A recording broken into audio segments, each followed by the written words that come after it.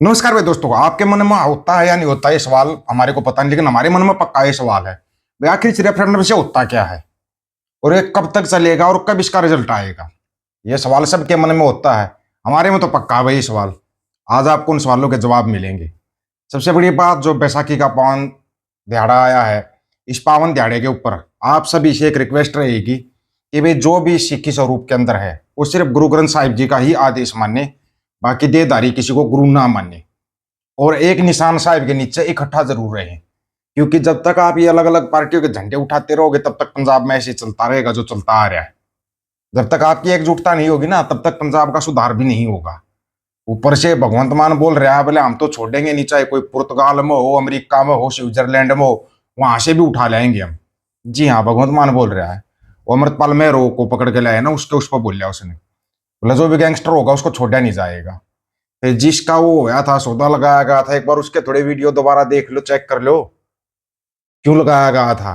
Video तो देखे होंगे मान साहब, या नहीं देखे आपने वीडियो? अगर आप ऐसे लोगों का फेवर करते हो तो कोई नशा छुड़वाता है उसको जेल में डाल दो, नशा बेचने वाला बाहर रहेगा। कमाल की बात है, जो गंदगी फैलाता है उनको प्रोटेक्शन दी जाएगी, और जो मतलब ठीक ठाक बंदा है उनको जेल में रोक दिया जाएगा। यही चला रहे होगे मान साहब आप पंजाब के अंदर, यही सब चलाना चाहते हो ना आप? सबसे पहले तो आइए उन सवालों के जवाब लेते हैं कि वे रेफरेंडम से होता क्या है। ਕੀ ਲੱਗਦਾ ਹੈ ਕਿ ਇਹ ਰੈਫਰੈਂਡਮ ਕੋਈ ਕਾਨੂੰਨੀ हैसियत ਜਾਂ ਸਟੇਟਸ ਰੱਖਦਾ ਹੈ? ਔਰ ਤੁਸੀਂ ਖੁਦ ਵੀ ਕਹਿੰਦੇ ਆ ਇਹ ਚੀਜ਼ ਕਿ ਇਹ ਰੈਫਰੈਂਡਮ ਜਿਹੜਾ ਹੈ ਇਹ ਸਿੱਖਾਂ ਦੀ ਆਵਾਜ਼ ਹੈ। ਦੇਖੋ, ਇਹ ਸਵਾਲ ਜਿਹੜਾ ਤੁਸੀਂ ਮੈਨੂੰ ਪੁੱਛਿਆ, ਇਹ ਸਵਾਲ ਤੁਸੀਂ ਹਿੰਦੁਸਤਾਨ ਦੀ ਅੱਛਾ। ਅੱਤਵਾਦੀ ਹਕੂਮਤ ਨਰਿੰਦਰ ਮੋਦੀ ਨੂੰ ਪੁੱਛੋ ਕਿ ਜੇ ਇਹ ਰੈਫਰੈਂਡਮ ਦੀ ਕੋਈ ਅਹਿਮੀਅਤ ਨਹੀਂ ਹੈ ਤਾਂ ਫਿਰ ਉਹਨਾਂ ਨੇ ਆਪਣੇ ਰਾਹ ਦੇ ਏਜੰਟ ਬਾਹਰ ਭੇਜ ਕੇ ਹਰਦੀਪ ਸਿੰਘ ਨਿੱਜਰ ਨੂੰ ਸ਼ਹੀਦ ਕਿਉਂ ਕੀਤਾ? ਫਿਰ ਉਹ ਆਪਣੇ ਰਾਹ ਦੇ ਏਜੰਟਸ ਤੇ ਕਾਉਂਸਲਰਸ ਦੇ ਵਿੱਚੋਂ ਦੀ ਡੈਥ ਸਕੁਐਡਸ ਭੇਜ ਕੇ ਮੈਨੂੰ ਮਾਰਨ ਦੀ ਕੋਸ਼ਿਸ਼ ਕਿਉਂ ਕਰਦੇ ਪਏ ਆ? ਜਾਂ ਸਾਡੇ ਯੂਕੇ ਦੇ ਕੋਆਰਡੀਨੇਟਰ ਭਾਈ ਪਰਮਜੀਤ ਸਿੰਘ ਪੰਮਾ ਨੂੰ ਮਾਰਨ ਦੀ ਕੋਸ਼ਿਸ਼ ਕਿਉਂ ਕਰਦੇ ਪਏ ਆ? ਜਿਹੜਾ ਅਨਅਫੀਸ਼ੀਅਲ ਰੈਫਰੈਂਡਮ ਹੁੰਦਾ ਹੈ, ਜਦੋਂ ਕੋਈ ਵੀ ਹਕੂਮਤ ਜਿੱਦਾਂ ਹਿੰਦੁਸਤਾਨ ਦੀ ਹੈ जिन्हें पंजाब के उत्ते कब्जा किया होया ते उन्होंने उत्थे सिखा की नस्लकुशी की है जिहड़ी जून 1984 शुरू हुई सी।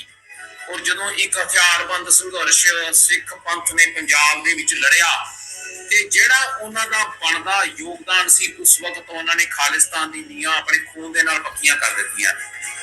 जिहड़ा ये समा है खालिस्तान रेफरेंडम दा ते अनअफीशियल दा, ये दुनिया दे विच एक कंपेन है, एक मुहिम है ਜਿਹੜੀ ਕਿ ਹਿੰਦੁਸਤਾਨ ਨੇ ਜੋ ਸਿੱਖਾਂ ਦੀ ਨਸਲਕੁਸ਼ੀ ਕੀਤੀ ਹੈ, ਜੋ ਉਹ ਆਪਣੇ ਆਪ ਨੂੰ ਇੱਕ ਡੈਮੋਕ੍ਰੈਟਿਕ ਤੇ ਪੀਸਫੁਲ ਨੇਸ਼ਨ ਦੱਸਣ ਦੀ ਕੋਸ਼ਿਸ਼ ਕਰਦੇ ਆ, ਉਹਨਾਂ ਨੂੰ ਐਕਸਪੋਜ਼ ਕਰਨਾ ਹੈ ਤੇ ਆਪਣਾ ਜਿਹੜਾ ਰਾਈਟ ਟੂ ਸੈਲਫ ਡਿਟਰਮੀਨੇਸ਼ਨ ਦਾ ਕੇਸ ਹੈ ਉਹ ਸਾਰੀ ਦੁਨੀਆ ਦੇ ਸਾਹਮਣੇ ਰੱਖਣਾ ਹੈ ਤੇ ਉਸ ਦੇ ਵਿੱਚ ਅਸੀਂ ਬਿਲਕੁਲ ਕਾਮਯਾਬ ਹੋ ਗਏ ਹਾਂ।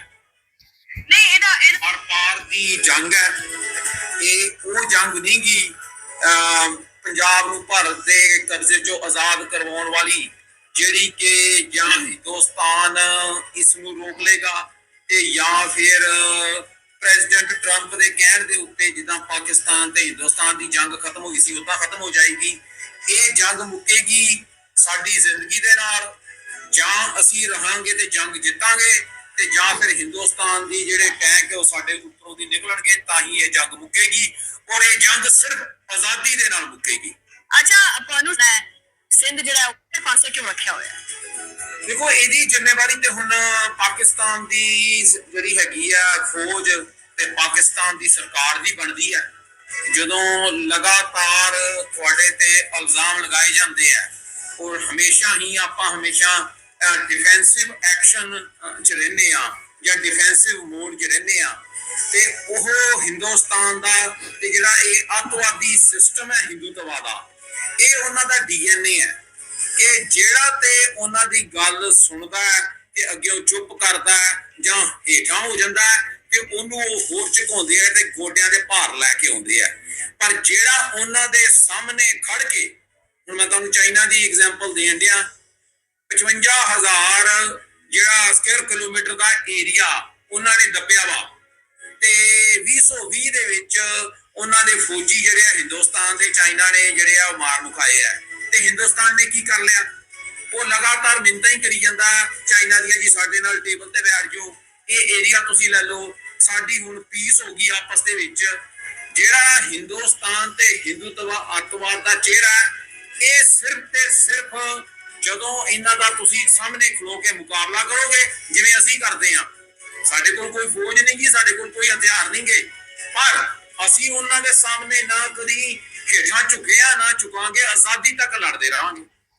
क्योंकि पाकिस्तान साडे इस मामले में ना बिल्कुल सच्चाई बोली है पन्नू साहब ने, ये बिल्कुल सच्चाई है। आप इनकी सुनोगे ना तो ये आपको और सुनाएंगे। आप इनके सामने खड़े हो जाओ तो ये चड्डीधारी ऐसे भाग जाते हैं, माफी मांग लेते हैं। इनकी आदत है ये। किसान आंदोलन में हमने खूब देखा है इसको, ये चीज तो हमने खुद ऑन ग्राउंड के ऊपर देखी हुई है। वैसे भगवंत मान साहब भाई बड़ा अच्छा बोल रहे हैं, बड़ी अच्छी अच्छी बातें बता रहे हैं, सुननी चाहिए आप लोगों को भी भाई। चाहे दुनिया के किसी भी कोने में छिप जाना आतंकवादी, भगवंत मान साहब नहीं छोड़ेगा बिल्कुल भी।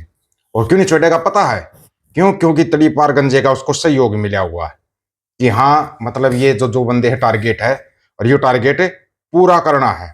भगवंत मान साहब खुद बोल रहे हैं भाई, हम नहीं बोल रहे ये बात, भगवंत मान साहब बोल रहे हैं बात, बता रहे हैं वो।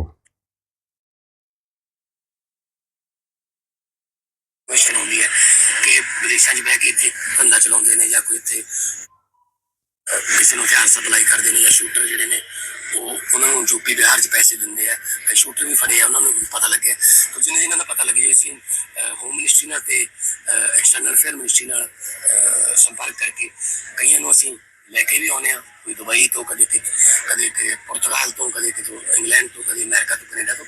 ਸੋ ਪੰਜਾਬ ਇੱਕ ਸ਼ਾਂਤੀ ਪਸੰਦ ਸੂਬਾ ਹੈ ਤੇ ਪੰਜਾਬ ਜਿਹੜਾ ਸਰਬੱਤ ਦਾ ਭਲਾ ਮੰਗਣ ਵਾਲੇ ਲੋਕਾਂ ਦਾ ਸੂਬਾ ਹੈ ਤੇ ਅਸੀਂ ਹਮੇਸ਼ਾ ਸਰਬੱਤ ਦਾ ਭਲਾ ਮੰਗਦੇ ਹਾਂ। ਨਾਨਕ ਨਾਮ ਚੜ੍ਹਦੀ ਕਲਾ। ਪੰਜਾਬ हाँ जी मान साहब, थोड़ा सा ना एक दो सवाल है, बिल्कुल छोटा छोटा सवाल है, कोई बड़ा सवाल नहीं है। आप बोल रहे हो पुर्तगाल से, इंग्लैंड से, दुबई से, अमेरिका से, कनाडा से, हर जगह से हम मुजरिमों को पकड़ के लेके आएंगे। जो पंजाब में ही बैठे हैं उनका क्या कर लिया आपने? जो पंजाब के अंदर ही बैठे हैं, इतने बड़े अपराधी बैठे हैं, उनका आपने क्या कर लिया? आप इन्हीं दूर से तो पकड़ के ले आते हो क्योंकि आपको सहयोग मिलता है तड़ी पार का, उसका सहयोग मिलता है तो आप उठा लेते हो। वहां से सिर्फ पंजाब के बच्चों को उठा के लाते हो आप। जो पंजाब के अंदर बाहर के जो बैठे हुए उनको कितना उठा दिया आपने?